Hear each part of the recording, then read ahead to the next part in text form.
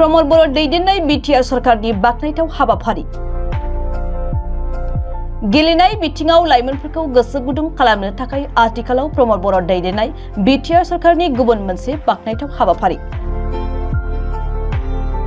बिटिआरनि गासैबो बियाबनि सिङाव थानाय क्लाबफोरनो फुटबल गेलेनायाव नांगौ जानाय जार्सि इजार बल आरो नेट बायदि मुवाफोरखौ राननायनि थांखि लानाय बायदियैनो दिनै जमदुवार बियाबनि सिङाव थानाय क्लाबफोरनो राननानै होनाय जायो। बे हाबाफारियाव बारग' एमएलए हेमेन्द्रनाथ ब्रह्म, गसाइगाव जिल्ला इउपिपिएल दोलोनि लोगो आफादगिरि लक्ष्मण नार्जारी, लाइमोन गांखंनि आफादगिरि राजीव नार्जारी बिथांमोनजों लोगोसे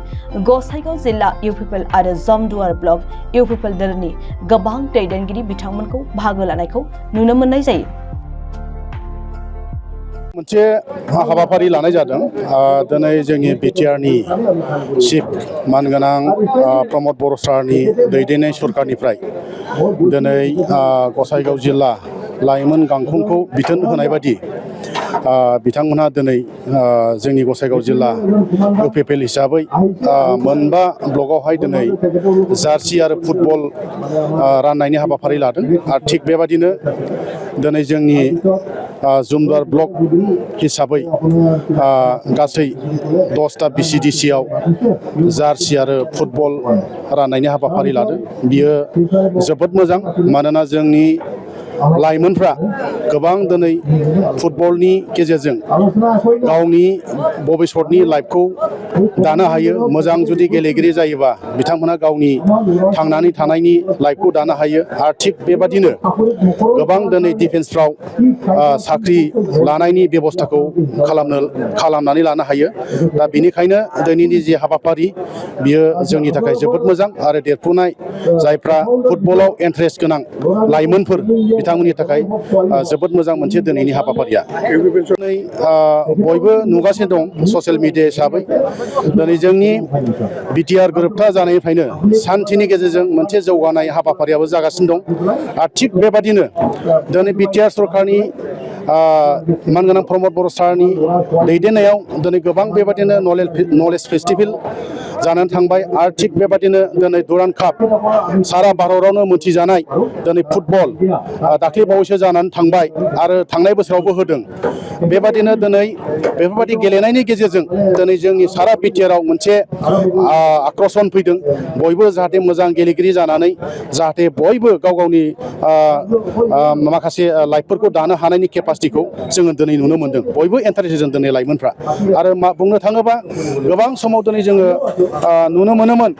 जेब्लानाखि बिटिआर एकर्ड जायैनि सिगां गोबां लाइमोनफ्रा दिनै जानाय लोंनाय सोबनाय बेफोरजों गोबां गोग्लैसोनानै दंमोन, दासिमबो दङ। दा बेबादि दिनै फुटबलाव बयबो जुदि लाइमोनफ्रा जुदि एंगेज जानानै थायोबा इन्टारेस्ट होनानै जुदि गावखौ जुदि गोसो होनानै जुदि गेलेनायाव जुदि बाहागो लायोबा हयथ' बेफोरनिफ्राय गोजान जागोन आं बेखौ मिजिंथिदों। दिनै जोङो नैबे जमदुवार समस्ति बेयाव जोङो बिटिआर गभर्नमेन्टनिफ्राय जे फुटबलनि मेटेरियेल्स बे मेटेरियेल्सखौहाय राननो हरदों। बे राननायावहाय जोङो मोनसे प्राइमारि एबा मोनसे बिसिडिसिआवहाय मोनबा क्लाबफोरखौहाय सेलेक्ट खालामदों। बे मोनबा क्लाबफोरनो जोङो जार्सिजों लोगोसे फुटबल आरो लोगोसे नेट ग्लभ्स बेफोरखौ होनाय जागोन। दा बे होनाया जोंनि बिटिआर गभर्नमेन्ट एबा प्रमोद बर' दैदेननाय बिटिआर गभर्नमेन्टनिफ्राय होनाय जादों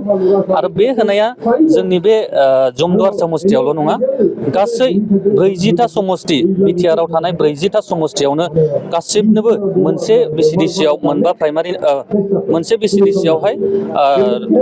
टटेल मोनबा क्लाबफोरनो होनाय जागोन आरो बे क्लाबफोरनो होनायनि जाहोनानो जाहैबाय जे जोंनि लाइमोनफोरा स्पर्ट्सनि गेजेरजोंहाय गावनि जिउखौ दैदेनलांनो हायो आरो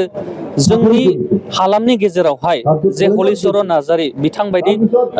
जोंनि लाइमोनफोरा जोनोम जायो, बेखौनो मिजिंथिनानै बिटिआर गभर्नमेन्टनिफ्राय दिनै लाइमोनफोरखौहाय उत्साह खालामनाय मोनसे बिथिं लानानै बेखौ राननाय जादों आरो बे राननायजोंनो जोंनि हालामाव जे लाइमोनफोरनि मोनसे जांख्रिखांनाया जागोन। फुटबलनि गेजेरजों गावनि जिउखौ दैदेनलांनो हानाय आरो जिउखौ दानानै लानो हानाय बे लामाखौ बिथांमोना मोनगोन आरो बिटिआर गभर्नमेन्टनिफ्राय फैगौ समाव एबा इयुन समाव जेसेबांनाखि लाइमोनफोरखौ हेफाजाब होनो हायो बेखौ नाजागोन आरो जोंनि